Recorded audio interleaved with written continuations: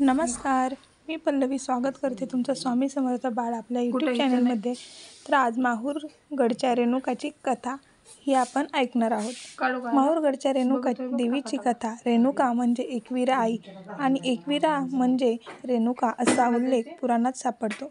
दैवत्व एक असले तरीही त्या दोन्ही देवींची नावे व स्थान वेगवेगळे आहेत आणि आता दोन्हीही शक्तिस्थळ म्हणून प्रसिद्ध आहेत.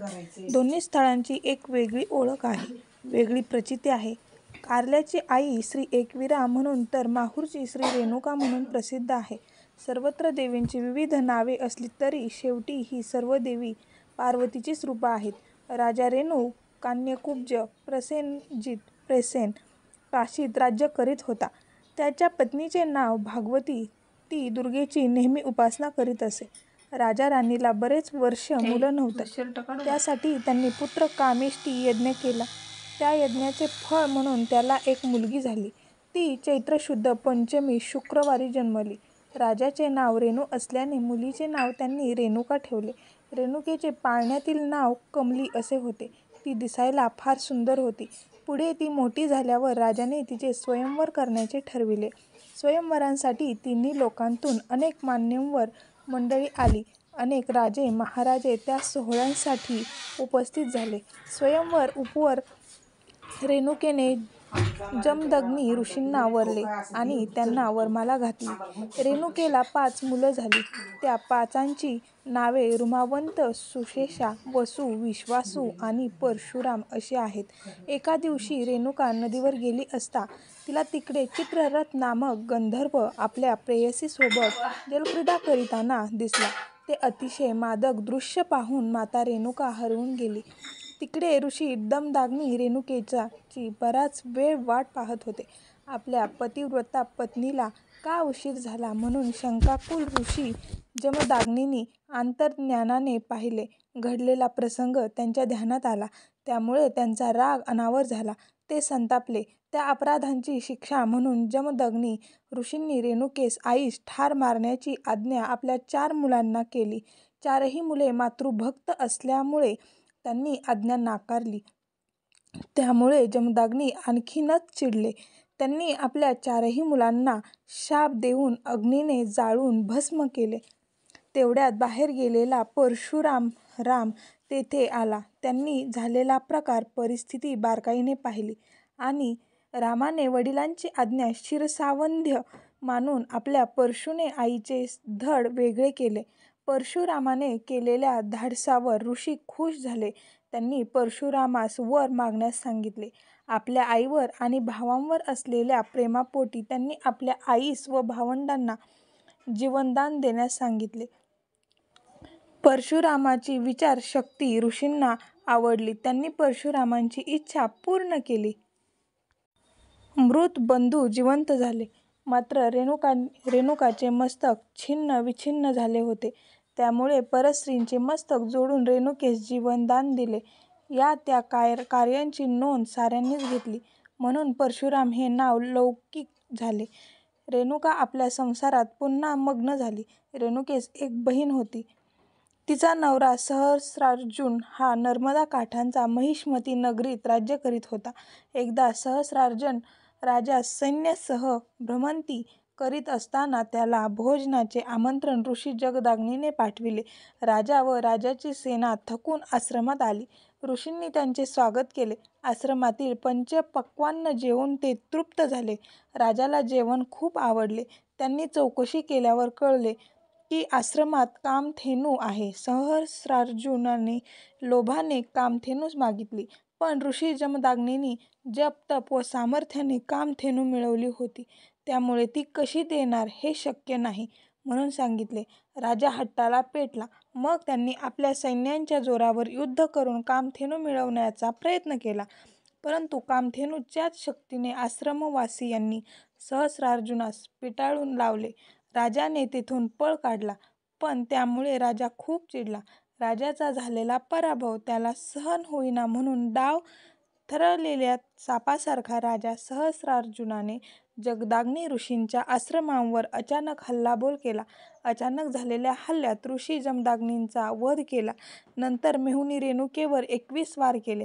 त्यावेळी परशुराम तिथे नव्हता. परशुराम आल्यावर त्याला जे दृश्य दिसले ते फार विचित्र होते. आश्रमाची पडझड झाली होती. सर्व परिसर अस्तव्यस्त झाला होता. तर एका बाजूस जन्मदात्या पित्याचे प्रेत पाहून परशुराम निशब्द झाले.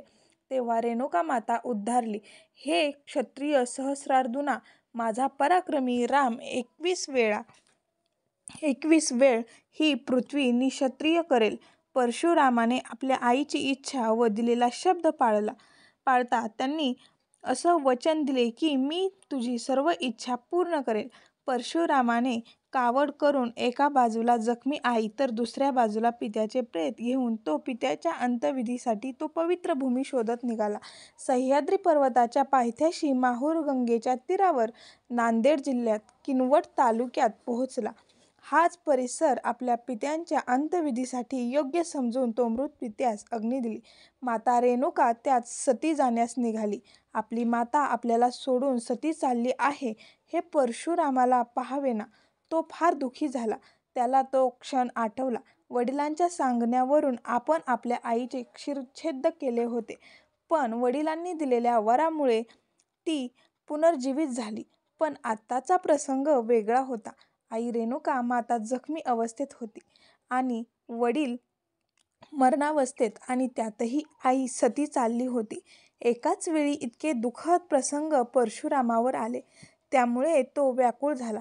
रेणुकेने आपल्या मुलांचे मन जाणलं. तिने त्याला खूप उपदेश केले. त्यामुळे परशुराम स्थिरावला. मातेच्या आज्ञेने त्यांनी पित्याच्या चितेस अग्नी दिली.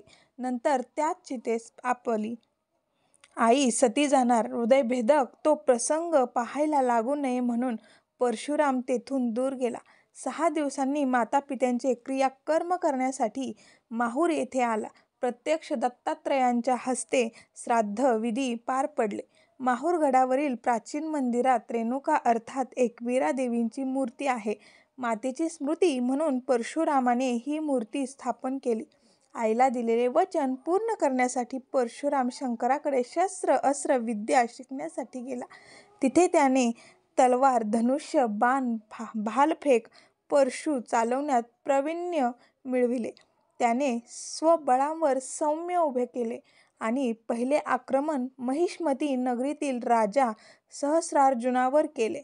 त्यांच्या नित्यात करून इतर समाजद्रोही 20 राजांना त्याने पराभूत केले.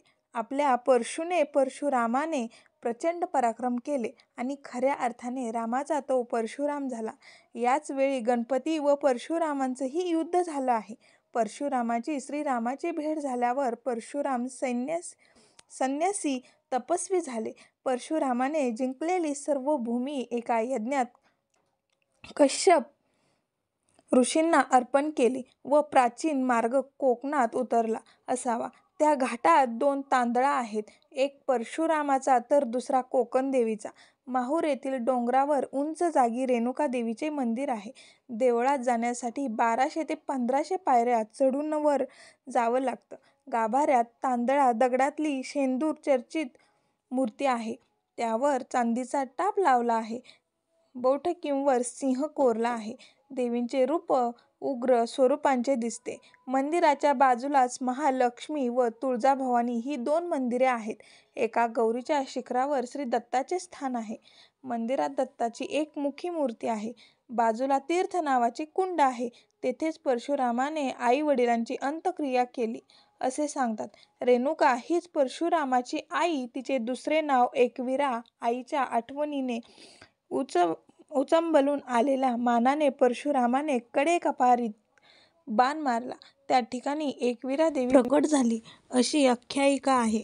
महाभारतात रेणुकेची उत्पत्ती कमलापासून झाली असे दिले आहे. त्यावरून तिला कामली हे नाव आले असावे. तसेच रेणुका ही विदर्भ राजाची मुलगी असे काली पुराणात सांगितले आहे.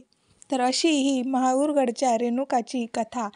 तुम्हाला आवडली असेल लाईक शेअर सबस्क्राईब करा आणि तुम्हा सर्वांना नवरात्रीच्या खूप खूप साऱ्या शुभेच्छा.